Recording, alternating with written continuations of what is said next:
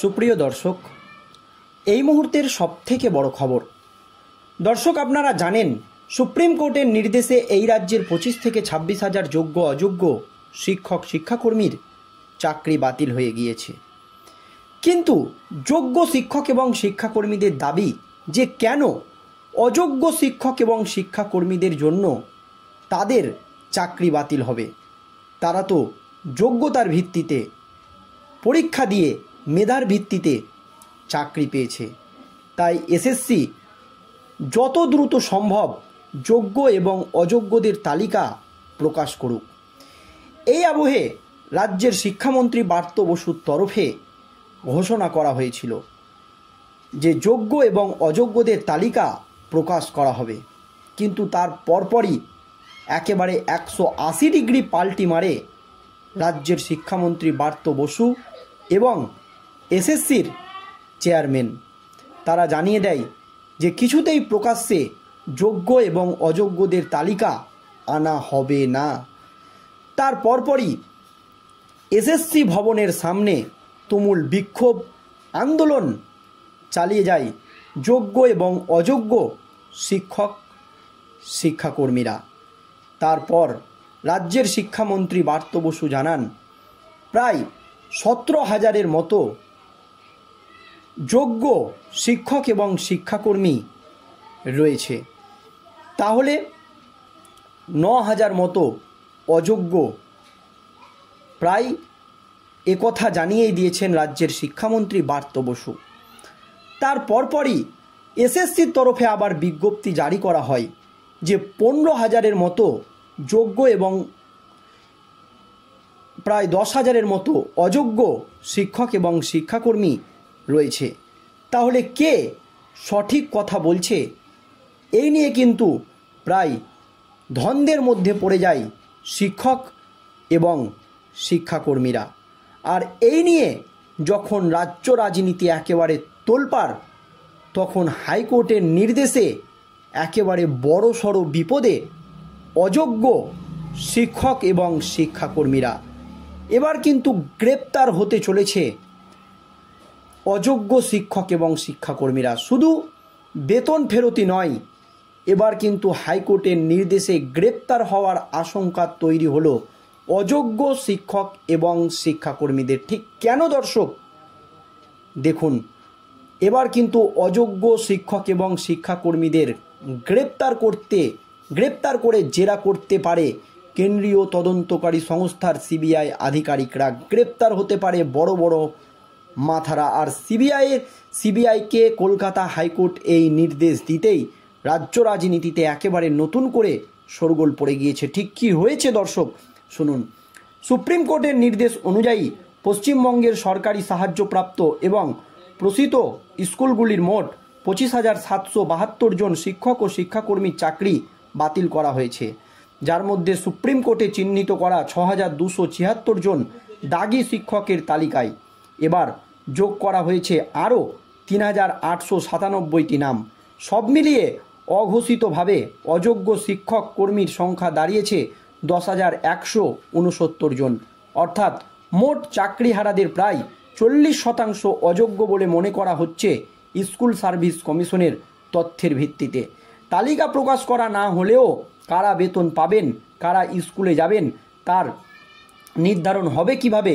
প্রশ্নের জবাবে ব্রাত্য বসু বলেন, আপনারা বলেছেন আমরা যোগ্য অযোগ্য নির্ধারণ করতে পারিনি, কিন্তু আপনারা যদি 17 তারিখের কেসটি দেখেন, যেখানে আমরা ক্যালিফিকেশন চাই, সেখানে খুব পরিষ্কার করে 17,206 জন তারা যোগ্য।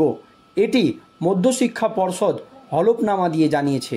কিন্তু ব্রাত্য বসুর এই মন্তব্য করার পরেই স্কুল সার্ভিস কমিশনের চেয়ারম্যান যা বলেছেন তাতে মাথায় পাহাড় ভেঙে পড়ার অবস্থা হয়েছে আন্দোলনকারী শিক্ষক এবং শিক্ষাকর্মীদের। এসএসসির চেয়ারম্যান সিদ্ধার্থ মজুমদার বলেন, আমাদের আধিকারিকেরা 17,206 জনের মধ্যে কারা যোগ্য সেই তালিকা প্রস্তুত করবে এবং প্রস্তুত হলে সেটি স্কুল শিক্ষা দপ্তরের কাছে পাঠিয়ে দেওয়া হবে।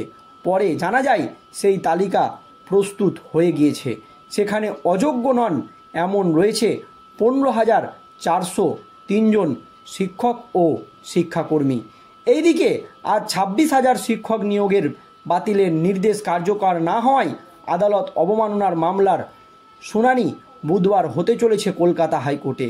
এই মামলায় শুনানি সোমবার ডিভিশন বেঞ্চে হয়, যেখানে ছিলেন বিচারপতি দেবাংশু বসাক ও বিচারপতি মোহাম্মদ রশিদি। আদালত প্রশ্ন তোলে, হাইকোর্ট ও সুপ্রিম কোর্ট যে নির্দেশ দিয়েছে তা এখনও কার্যকর হয়নি। বিশেষ করে যারা অযোগ্য বলে চিহ্নিত হয়েছে তাদের ওএমআর সিট এখনও এসএসসির ওয়েবসাইটে আপলোড করা হয়নি কেন? এই প্রশ্ন তুলে দেন কলকাতা হাইকোর্টের বিচারপতিরা।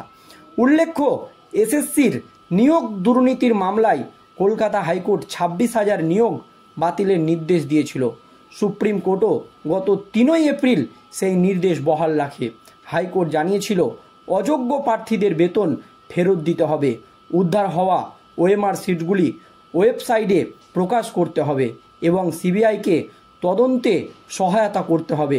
প্রয়োজনে ওই প্রার্থীদের হেফাজতে নিয়ে বা গ্রেপ্তার করে জিজ্ঞাসাবাদ করতে পারে কেন্দ্রীয় তদন্তকারী সংস্থার সিবিআই আধিকারিকরা। দেখুন দর্শক, কি জানিয়েছেন হাইকোর্ট, যে এসএসসির নিয়োগ দুর্নীতি মামলায় কলকাতা হাইকোর্ট যে 26,000 নিয়োগ বাতিলের নির্দেশ দিয়েছিল, সুপ্রিম কোর্টও গত 3 এপ্রিল সেই নির্দেশ বহাল রেখেছে।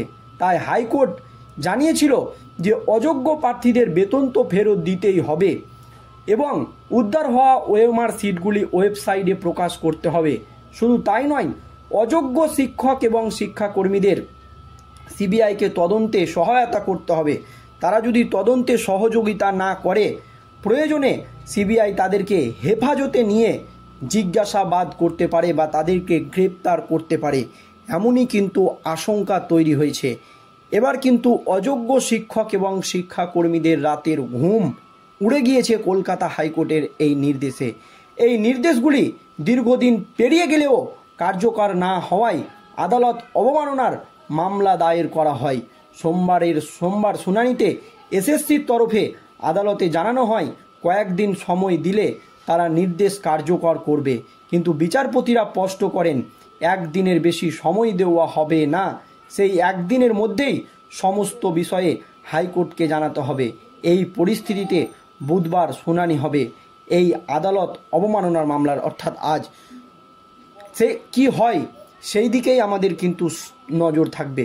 তবে এবার কিন্তু কলকাতা হাইকোর্টের নির্দেশে প্রায় অযোগ্য 10,169 জন শিক্ষক শিক্ষাকর্মীর গ্রেপ্তারের আশঙ্কা তৈরি হয়েছে, জানিয়ে কার্যত রাজ্য রাজনীতি একেবারে নতুন করে উত্তপ্ত হতে শুরু করেছে। দর্শক, এই নিয়ে আপনাদের মতামত জানাবেন। ধন্যবাদ।